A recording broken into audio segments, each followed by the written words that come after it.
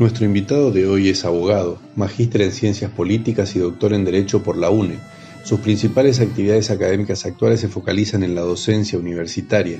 Es titular por concurso de la materia Historia Constitucional Argentina en la Facultad de Derecho de la UNE. Es miembro correspondiente de la Academia Nacional de la Historia, miembro correspondiente de la Academia de Ciencias Morales y Políticas de la República Argentina y, entre otras cosas, miembro de número de la Junta de Historia de la Provincia de Corrientes. Con nosotros el doctor Dardo Ramírez Bracci. Doc, ¿cómo estás? ¿Cómo estás? Bienvenido. Gracias por estar.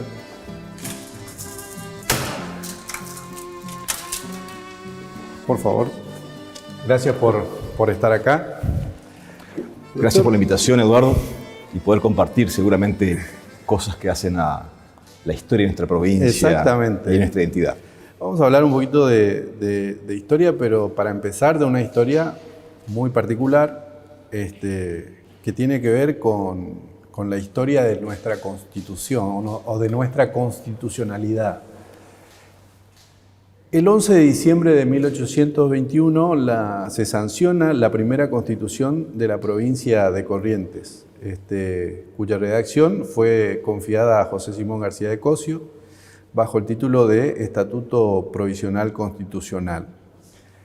Básicamente estamos en el año del bicentenario de la Constitución de Corrientes. Es así, es correcto esto, ¿no? Además, los aniversarios son disparadores para replantear y repensar las cuestiones. Exactamente. Es así. Bueno, este hombre, José Simón García de Cosio, además fue mentor, inspirador de esta Constitución y de las otras tres próximas. Pero bueno, se sanciona el 11 de diciembre de 1821, se jura, se publica el 13 del mismo mes, y este estatuto constitucional, según los libros, y vamos a ver si esto es así, contuvo los elementos fundacionales del gobierno democrático y del régimen federal, estableció la división de poderes y los derechos y la garantía de los habitantes de la provincia. Pero además tiene un agregado que es la primera constitución de una provincia argentina. ¿Esto es así? No es tan así. A ver. Porque, ordenemos un poquito las ideas. A partir de 1820, después de una primera década post-revolucionaria de las provincias del Río de la Plata, y con los fracasos de organizar el país desde la perspectiva nacional, las provincias comenzaron a buscar otras alternativas para organizarse ellas mismas. Y el punto de partida era la Constitución. Y a partir de aquel año, 1820 aproximadamente, en adelante, va a haber un florecimiento de constituciones provinciales que le darán identidad, soberanía, autonomía a cada una de las provincias. Aún más, con las constituciones escritas, comenzarán a tener una identidad normativa. ¿Por qué se dice que la de Corrientes es la primera constitución del país? Creo que eso forma parte de un adagio y de un imaginario. No es la primera, pero es una de las mejores. A ver. Hubieron algunas constituciones previas, por ejemplo, la del Estatuto y el Reglamento Constitucional de Santa Fe de 1819, pero tenía falencias importantes. El gobernador tenía facultades de administración de justicia. Claro. Podía revisar las sentencias. Estamos viendo que va a ser una primera aproximación, tal vez primitiva, de lo que puede ser una constitución, pero sin valores republicanos. Claro. Sí, en 1821 tenemos la Constitución de Córdoba, muy seria, muy responsable, en donde plantea esta cuestión republicana. Y en Corrientes, a fines de 1821, va a presentarse esta alternativa organizativa. Va a ser una de las primeras. No la primera, pero sí una de las mejores. Okay. En el sentido de que va a rescatar esos valores de la virtud republicana. Usted decía, como para después entrar directamente a la letra, ¿no? Pero usted decía, esto dispara muchas cosas, ¿no? Y una de las cosas que dispara, se me ocurre a mí, que estamos por hacer muchas cosas para rememorar que somos una de las primeras provincias de tener un orden y una constitución tan buena como esta. ¿O me equivoco? No solamente, y agrego a tu juicio que me parece muy interesante, no solamente una de las primeras, no solamente una de aquellas que tuvo esos valores republicanos, sino Corrientes tiene también la virtud que cumplía sus constituciones. Porque en otras provincias también existía esta cáscara, este emblema. Tengo un papel. Seguro, pero de ahí en más no había garantía en juicio, no había protección del domicilio. En cambio, en Corrientes no solamente había Constitución, y hay muestra de ello, porque permanentemente la Constitución limitaba el poder político del gobernador, por ejemplo. ¿Y qué otra característica saliente tiene esto, además de esto que, bueno, es muy importante porque tenemos que situarnos en 1821, digamos, ¿no? Pero, ¿qué otras características tiene además de, bueno, marcar claramente la división de poderes? Rescata los valores y las seguridades, garantías de las personas. Los derechos de la persona ante las arbitrariedades del Estado, algo importantísimo, que también otro valor de la República. La República en sí, desde la organización del Estado, vemos y percibimos esa división de poderes equilibradas, de frenos y contrapesos, pero también para, fundamentar y lograr la existencia de ese ámbito republicano se necesita la protección de derechos. ¿De quién? De la persona que está desprotegida ante la maquinaria del Estado. Por esa razón es sustancial la determinación de los derechos individuales. Esta Constitución, este reglamento constitucional, establecía perfectamente la seguridad individual. ¿Qué generaba la seguridad individual? La garantía en juicio. Claro. La posibilidad de que no venga el Estado, sin ninguna orden, ninguna causa, me lleve preso. Tenían la garantía de que tenía que haber un proceso por el cual, establecido por la propia Constitución y las normas, por el cual fijar ese procedimiento. Y con esto termino en esta cuestión de los derechos.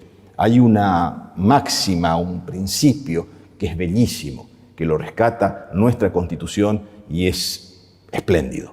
En uno de las secciones referente a los derechos dice algo maravilloso. La persona del hombre es la cosa más maravillosa del mundo. Principio sacado y extraído del fuero juzgo, de las profundidades más extremas del derecho castellano. Es decir, rescatar a la persona como entidad y como derecho. Se supone que cada constitución está reflejando un momento, una sociedad. ¿Y cuál era el contexto de esta constitución en función de lo que dicta? Es decir, si estamos hablando del hombre, si hay una concepción ahí como sujeto de derecho, de garantía, la división de poderes, la república, etc., todos esos valores, ¿qué estaba sucediendo alrededor para que redactemos esto? Sí, nada es mágico. Claro, por eso. Nada es mágico. Hay consecuencias y hay razones. No debemos dejar de interpretar también, para poder responder a tu pregunta, de que tampoco fue espontáneo esto en la instalación de esas normas en la práctica de la provincia de Corrientes. Fue un proceso de maduración, de aprendizaje, en el cual existió la voluntad de aprendizaje y aplicación. Claro. Entonces teníamos la norma, la voluntad de hacer, la voluntad de proteger las instituciones, y así se hizo. Esto no quiere decir que durante los 30 años antes de la Constitución Nacional, Corrientes vivió en una panacea de un derecho inquebrantable. No, era inestable, con revoluciones, con cambios, pero esas revoluciones y esos cambios generalmente terminaban inmediatamente en elecciones. Claro. Y en la sustitución constitucional e institucional del poder político. Ahora, eso de que Corrientes es al menos una de las primeras, ya dejamos zanjada esa cuestión, pero al menos de una de las primeras, pero tiene una de las mejores constituciones, porque esto ya lo hablamos nosotros en algún momento, doctor. ¿Quiénes también eran los hombres, las mujeres que estaban detrás? Yo supongo que eran más hombres que mujeres, pues incluso hasta por la época, pero que se atrevían a pensar esto, a pensar en una trascendencia más allá de la cuestión del momento, de la época, incluso de los intereses seguramente de la época. Sí, había una élite formada tal vez en forma constitucionaria o formada académicamente. Vos al principio citabas a José Simón García de Cosio. José Simón García de Cosio era un intelectual, un abogado de fuste. Se había recibido en la Universidad de Charcas, cumplió funciones en la Audiencia de Buenos Aires como fiscal de la Audiencia de Buenos Aires, fue el representante de Corrientes en el Cabildo Abierto del 22 de mayo, o mejor dicho, fue la voz cantante en donde él se identificaba con Corrientes y fue el primer diputado por el cual el Cabildo de Corrientes, después de la Revolución, lo designó ante la Junta de Buenos Aires. Estamos viendo que había una personalidad detrás, había una formación intelectual.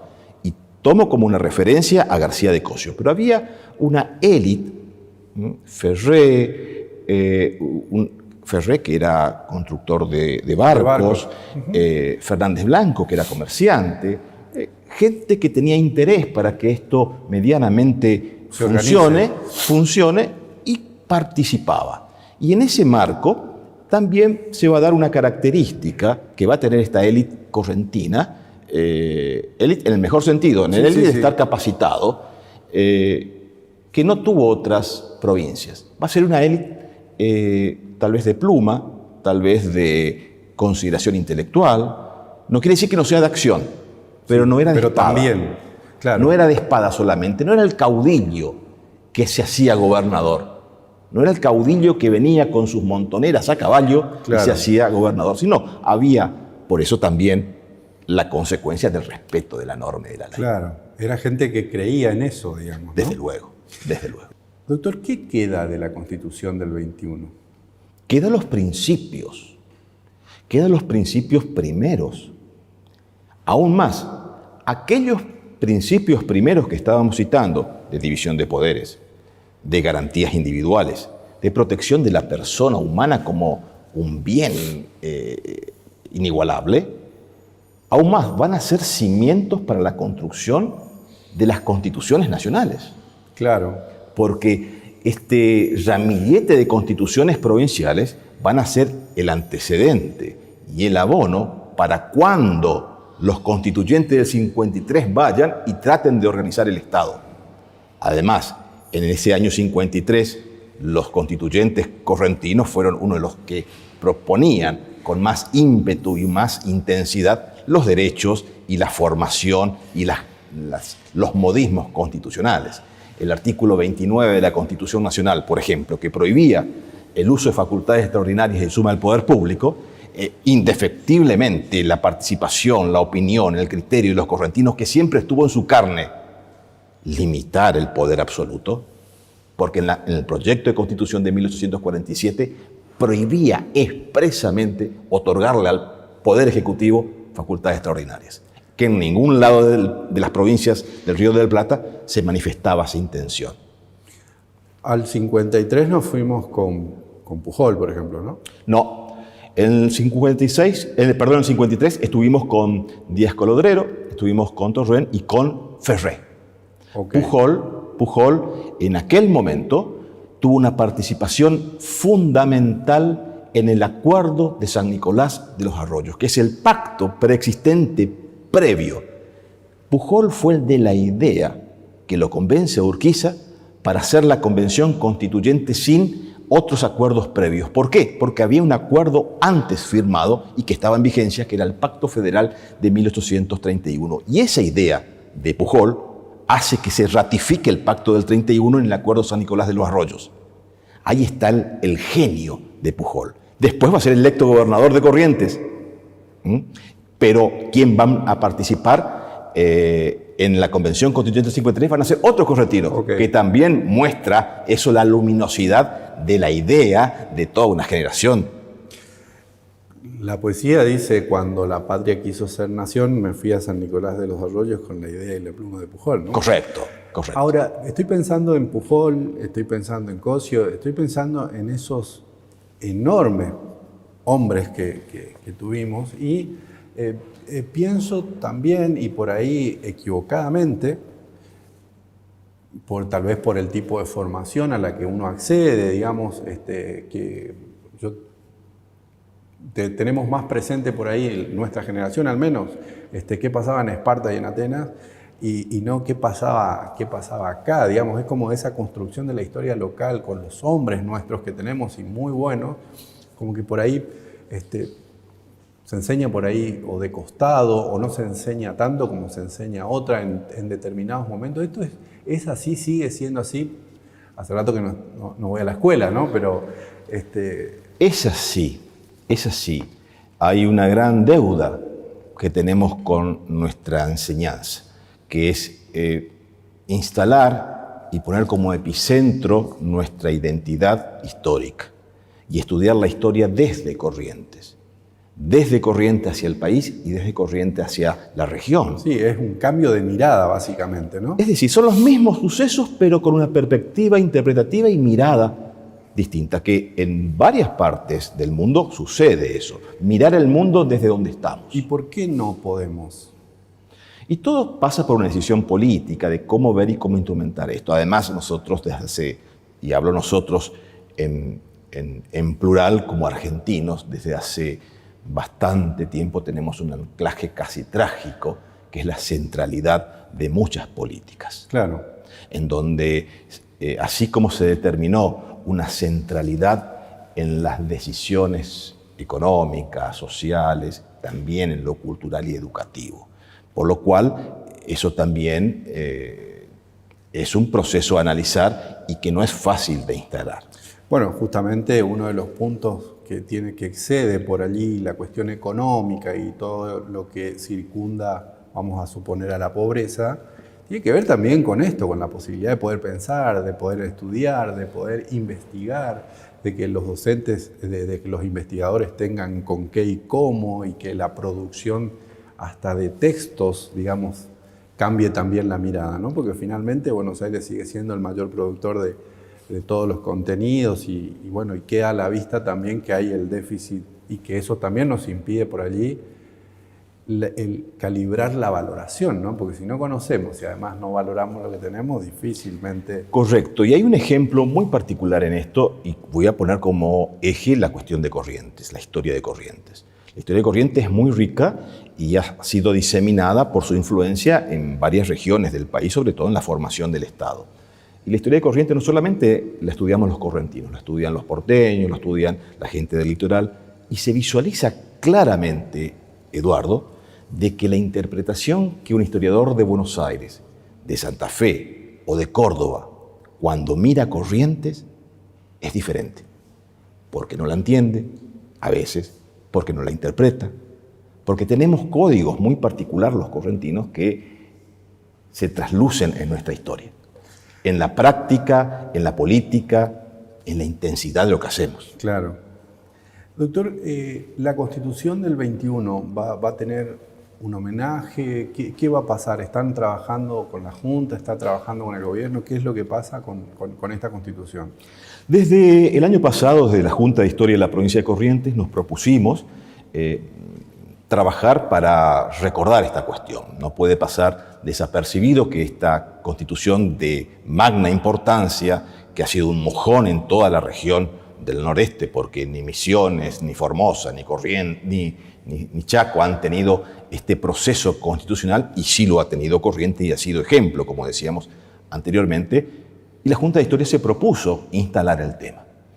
Razón por la cual el Congreso de la Junta que haremos este año, en el mes de junio, va a estar referido como homenaje a esta Constitución. De la misma manera también con mi actividad, y esto nobleza obliga, como titular de la Cátedra de Historia Constitucional Argentina y miembro de la universidad, realizamos una jornada en la Facultad de Derecho el día próximo 20 de abril, en donde de una convocatoria abierta de debate y de exposición sobre esta Constitución y sus virtudes.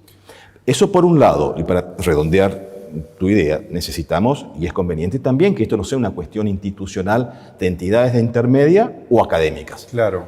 Debe haber un compromiso por parte del Estado, un compromiso por parte de quienes deben llevar adelante las decisiones. ¿Por qué? Porque esto forma parte de un orgullo. Claro. De una identidad. Yo comprendo que estamos pasando, la humanidad está pasando un momento difícil, trágico, cruel, y hay prioridades. Pero también estas prioridades, que no son por ahí inmediatas, pero son prioridades que trascienden el tiempo y las etapas. No menos importante. Doctor, sería inabarcable para un programa de televisión todo lo que usted publicó. No es tanto. Pero bueno, historia, constitucionalismo, cuestiones. Pero hay como un eje también, desde luego, dentro de su trabajo, que es un eje muy importante y muy caro también para la historia de nuestra provincia, que tiene que ver con la guerra de la Triple Alianza, ¿no? Así es. Es decir, trabajos que ha hecho y que sigue haciendo en función de esa temática, digamos. ¿Qué fue la guerra de la Triple Alianza? Durante el siglo XIX, los estados que hoy conocemos, formados, Paraguay, Brasil, Argentina, Uruguay, estaban en proceso de desarrollo. Y como en ese proceso de mutación y de transformación había que acomodar algunas cuestiones. Y entre las cuestiones que había que acomodar estaba la diagramación territorial. Es decir, cuáles son los espacios que cada uno iba a abarcar. Y había una amplia área de las Misiones, del Chaco Austral, de la zona de Bermejo, que no estaban demarcadas, que no estaban perfectamente delineadas. Y ustedes saben que para conformar un Estado hace falta también como elemento del Estado, como decía Jelinek, el territorio. Claro. No hay Estado sin territorio. Y ha sido una de las causas de esa guerra. Y esa guerra que vino a desestabilizar cuestiones culturales, políticas, económicas, emocionales para los correntinos. Y hablo emocionales porque ¿cómo hacer para estar aliados con Buenos Aires y Brasil y enfrentarnos a Asunción? Claro. ¿Cómo hacer en esa emoción totalmente conflictiva y enfrentada, si me permiten la palabra, de entablar una relación con aquellos que he luchado durante tanto tiempo como Buenos Aires, claro, ese conflicto que tuve permanente con Brasil, y hoy resulta que son nuestros aliados contra nuestros ex aliados, hoy enemigos, los paraguayos. Esto generó un conflicto emocional y político muy fuerte. Las causas están. ¿Y las consecuencias? Las consecuencias fueron tan dramáticas como las causas, porque esas consecuencias trajo como referencia la impronta de ciertas ideas y ciertos poderes. En nuestro caso de la Argentina fue el quiebre, y esto tiene que ver con los correntinos, tiene que ver el quiebre del protagonismo de nuestra provincia como estandarte del federalismo ante el poder del puerto. Porque después de la guerra del Paraguay se va a centralizar y fortalecer la figura de un poder ejecutivo fuerte. Que aquellos que antes decíamos el puerto de Buenos Aires, que decíamos la ciudad de Buenos Aires, se va a transmutar y lo va a hacer el Estado Nacional. Por eso hoy tenemos un Estado Nacional que se dice federal, pero actúa comunitario.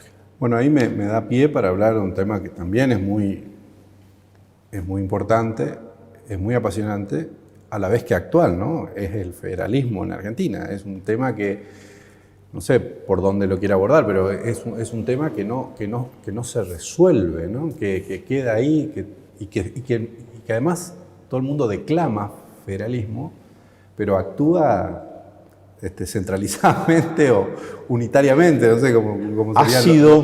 Eduardo, ha sido una tragedia para la Argentina no poder solucionar los problemas y los principios fundamentales que tenían nuestras provincias.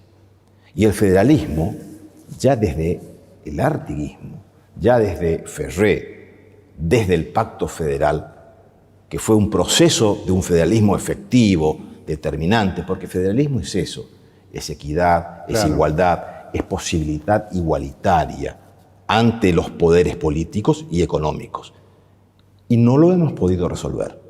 No hemos tenido la capacidad, los argentinos, de llevar adelante una madurez intelectual, de construir un andamiaje, una ingeniería intelectual y constitucional para determinar y hacer efectivo un federalismo. Aún más, este federalismo estamos padeciendo hoy por hoy de una centralidad, de una proclamación federal, pero de un accionar totalmente centralizado. De hecho, no podemos poner en situación la manda constitucional de los repartos de la coparticipación. Es decir, nos estamos peleando todavía por eso, ¿no? ¿Puedo aportar algo, ya que pusiste el dedo en la llaga con respecto a la coparticipación? La reforma de la Constitución de 1994, Claro. los constituyentes se preocuparon por esta cuestión de que había que redistribuir, degenerar, había que repensar la cuestión. Y establecieron como principio elemental tratar y rever esta cuestión de la coparticipación federal. Y se dieron 2 años. Y entre las cláusulas provisorias está establecido que dentro de 2 años el Senado debe plantear una nueva ley de coparticipación federal con nuevas alternativas de solución. Ahí está cuarto de siglo ya. Todavía estamos esperando que se aboquen nuestros legisladores a esta cuestión comparticipable. Doctor, finalmente ahí está, me parece a mí también, una cuestión que tiene que ver con esto que volvemos al principio, ¿no? Es decir, aquellos hombres que pensaban, que ordenaban, que actuaban en función de un interés que los trascendía, bueno, cómo se fue armando el país, claramente hay un centro y después hay periferias, varias. Nosotros estamos en alguna periferia, en la periferia del norte. Eso nos hace periféricos también desde el punto de vista económico, es decir, somos una región pobre, pero al no tener también esto otro, no ponernos de acuerdo desde el punto de vista intelectual para repensar todo nuestro sistema, es como que nos condena, ¿no? O sea, ¿usted cómo lo ve? A ver, es determinante. El consenso es determinante. ¿Por qué?